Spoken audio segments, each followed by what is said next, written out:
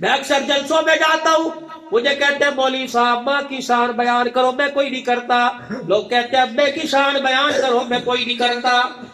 مولوی صاحب کیوں نہیں کرتے؟ میں نے کہا اس وقت ماں کی شان کہاں تھی؟ جب سامنے کمرے میں پڑی کھانستی رہتی تھی تو سامنے سے گزر کے چلا جایا کرتا تھا۔ اس وقت باپ کی شان کہاں تھی؟ جب تو سکر دوپہر 20 روپے کی برف لینے بھیجتا تھا، گاڑیوں کے حارت کی وجہ سے یوں آگے پیچھے ہوتا گر جایا کرتا تھا، گوڈے پھوٹ جایا کرتے تھے۔ باپ کو کہتا تھا ابو اندھا ہے تجھے نظر نہیں آتا، تیرا باپ موٹے موٹے آنسوؤں سے روتا تھا۔ آج قبر میں جانے کے بعد کہہ رہا مولوی صاحب باپ کا شان سناؤ۔ باپ تیرے کمرے میں آیا، تیری بیوی نے کہہ دیا تھک کے آیا، آرام کر رہا، مجھے بتا۔ لوگ کہتے ہیں قیامت کب آئے گی؟ میں نے کہا او لوگوں، بیٹوں سے ملاقات کے لیے بہو کی اجازت لینی پڑ جائے، سمجھ لو قیامت سے پہلے قیامت آ گئی ہے۔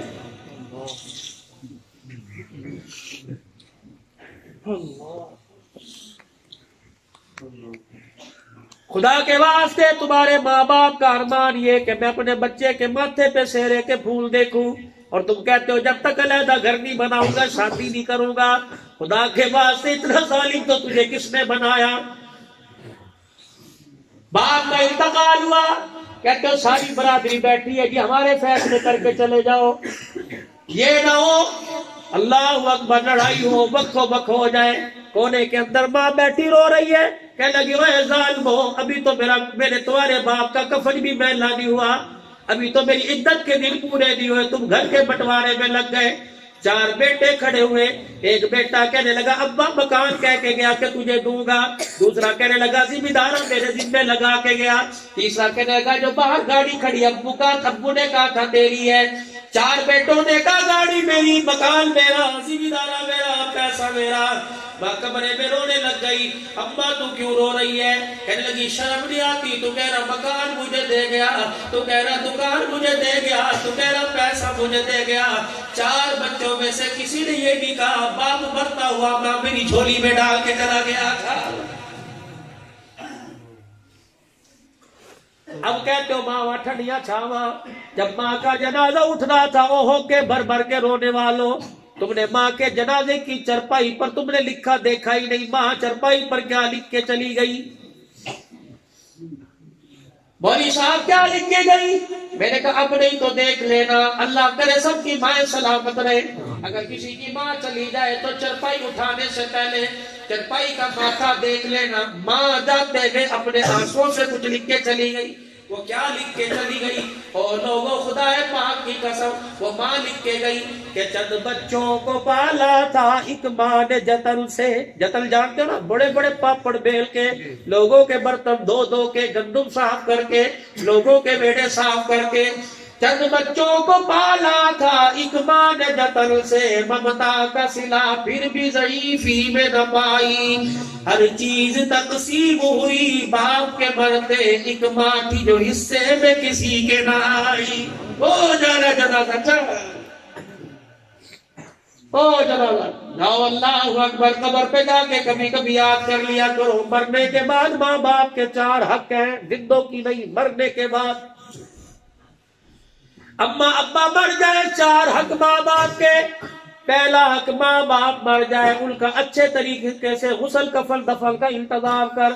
دوسرا حق ماں باپ کا روزانہ جا کے اما ابا کی قبر کو دیکھایا کر، پڑھ نہیں کچھ صرف دیکھایا کر۔ رہی یارغال کے شیخ الحدیث نے حدیث پاک پڑھی، میں نام بھول گیا کتاب کا، فرمایا جو ماں باپ کی قبر جا کر روزانہ دیکھتا ہے اللہ 2 انعام عطا فرماتا ہے۔ ماں باپ کی قبر کو جو جا کے زیارت کرتا ہے اللہ رزق کی تنگی دور کر دیتا ہے، مال میں برکت عطا فرما دیتا ہے۔ میں نے کہا واہ ماں باپ کیسا تحفہ اللہ کا، ان کی قبروں کو دیکھو رزق کی تنگی دور ہو جاتی ہے، اپنی محنت سے انہیں روٹی کھلا، اللہ پاک کتنی تنگیاں تیری دور فرما دے گا۔ تیسرا حق ماں باپ کا یہ ہے جتنا ہو سکے ماں باپ کو پڑھ کے بخشا کرو۔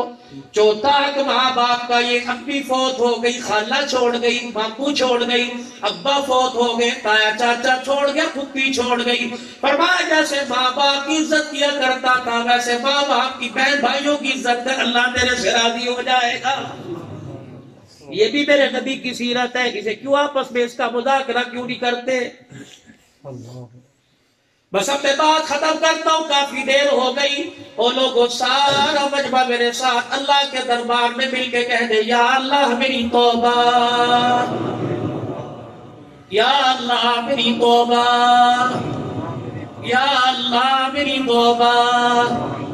3 مرتبہ بندہ زمین پہ توبہ کرتا ہے، اللہ فرشتوں کو گواہ بنا کر اس کی توبہ کو قبول فرما لیتا ہے.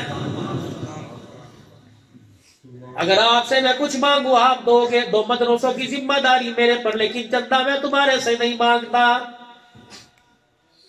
تبلیغی مرکز جامع عثمانیہ پیر محل کے اندر 10 سال ہو گئے جمعہ پڑھاتے. اس سے پہلے کراچی میں تھا.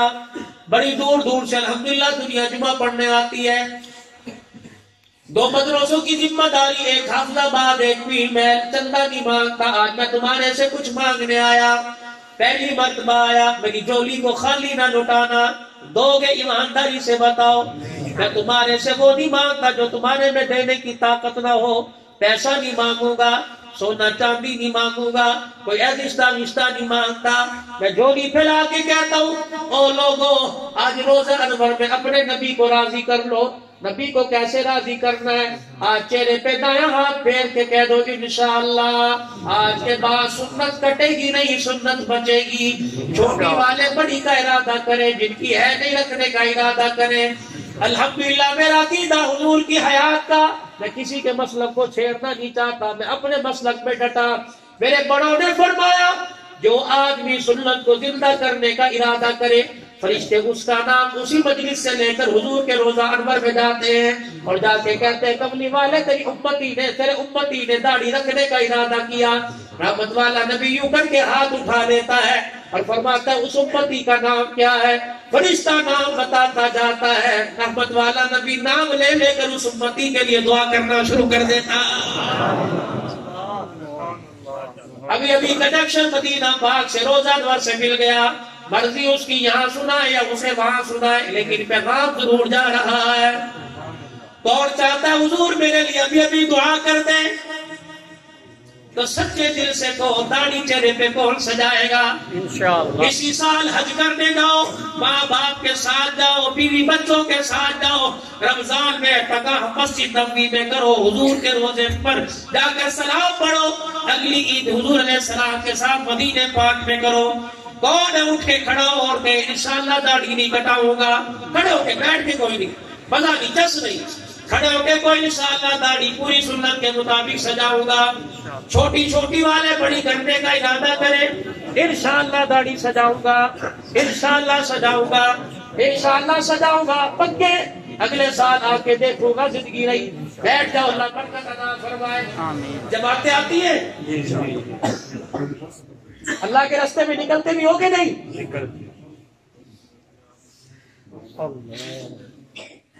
حاجی عبدالوہاب صاحب کا نام سنا ہے؟ ایک دن ممبر پر 2009 میں بیٹھ کے کہنے لگے کبھی کبھی گھر جایا کرتا. ایک دن بیوی نے راستہ روک لیا، کہنے لگے عبدالوہاب میں نے تجھے آج جانے کوئی نہیں دینا، عرصے بعد آیا، رہ جا کر رات. تب میں نے کہا ٹھیک ہے. تب میں بستر پہ لیٹا، میری بیوی رات کو سوتے سوتے چیخیں مارنے لگی اور میرے پیر دبا کے کہنے لگی عبدالوہاب خدا کے واسطے اللہ کے راستے میں چلا جا ورنہ نبی کی حضرت زینب ناراض ہو جائے گی. میں اٹھ کے بیٹھ گیا. حاجی صاحب رحمت اللہ علیہ فرمانے لگے، حاجی صاحب کے خاص مرید بتانے لگے.